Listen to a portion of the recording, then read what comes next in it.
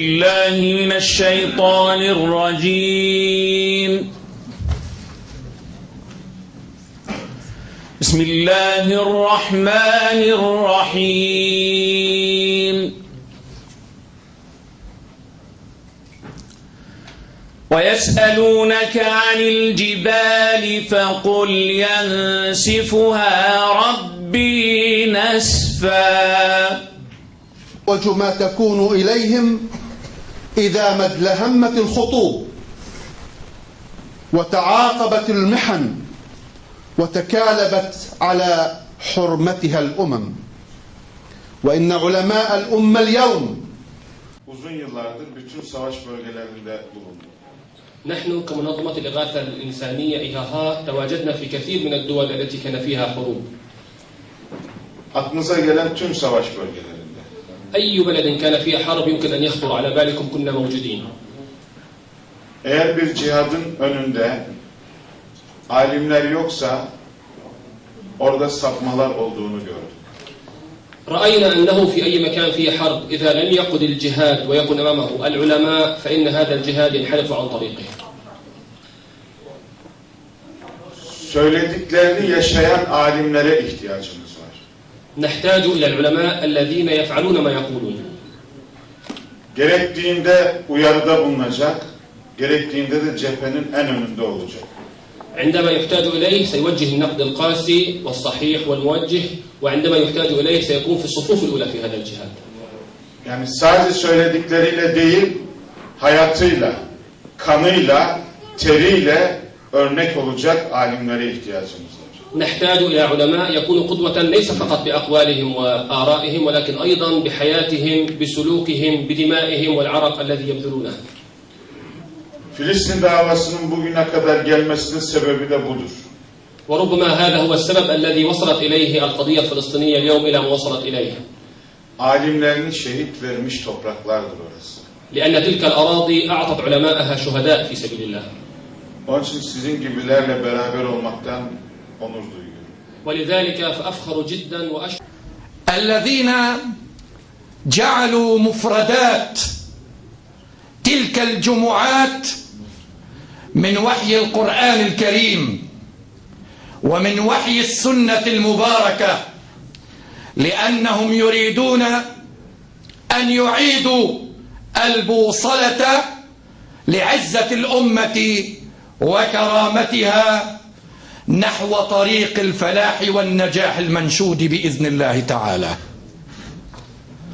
والشباب والفتيان والنساء في أرض غزة وأرض الضفة وأرض كل فلسطين وأرض بلاد الشام العطرة التي تهيئ وتتهيأ لعرس كريم مجيد، فتلتحم هذه الصفوف جند الشام وجند مصر لتحرير بيت المقدس بعون الله تعالى. نعم، هذه بشارة المصطفى لكم الذي قال عليه الصلاة والسلام: لا تزال طائفة من أمتي ظاهرين على الحق لا يضرهم من خذلهم حتى يأتي وعد الله. قالوا: أين هم يا رسول الله؟ قال: في بيت المقدس وأكناف بيت المقدس. بنصرة أهل غزة فهمس في أذني أحد الإخوة العلماء جزاه الله خيرا وقال: يا حبذا أن تحصر الحديث في قضية. أيها الإخوة الكرام، العلماء لهم مهمات وعليهم مسؤوليات وفي عنقهم ذمم، إذا قاموا بها فهم العلماء الذين يقفون بين يدي الله تبارك وتعالى يوم القيامة مبيضة وجوههم مرفوعة رؤوسهم. ونسأل الله تعالى لتركيا رئيسا وحكومة وشعبا أن يمتعهم الله تعالى بالأمن والاستقرار، وأن يمتعهم بالعيش الكريم في ظل الإسلام إن شاء الله تعالى. هذا ما عودنا إياه ربنا تبارك وتعالى إذا التزمنا بديننا وصدقنا فيه. ثانيا، اليوم يختلف عما مضى. الثوار الذين يملؤون سوريا، يملؤون السهل والجبل في سوريا كلها، هؤلاء كلهم إسلاميون، وليس لغير الإسلاميين إلا الشيء القليل النادر جدا الذين يغطون به الناحية الإعلامية فقط، يتكلمون في الإعلام ولكن ليس لهم شيء على أرض الواقع.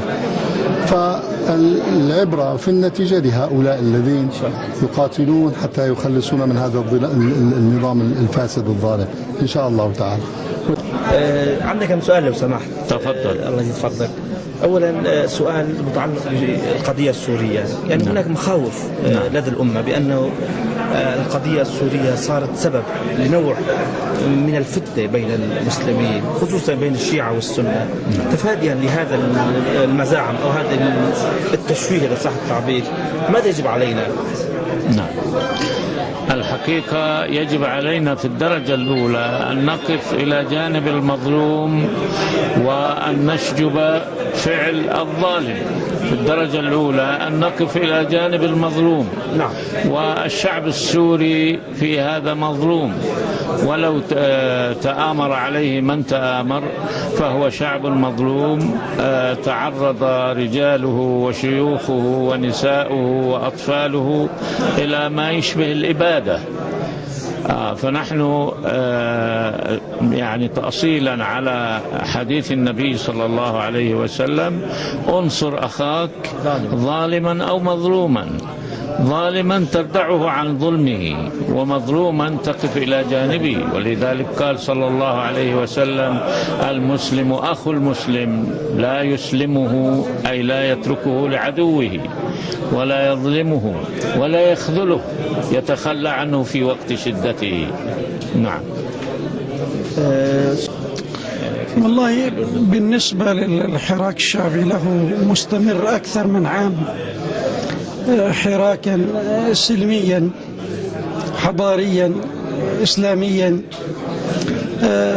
يطلب إصلاح النظام وإصلاح المنظومة السياسية في البلد، لأن الفساد استشرى في الشارع الأردني وبالذات في المؤسسات الحكومية.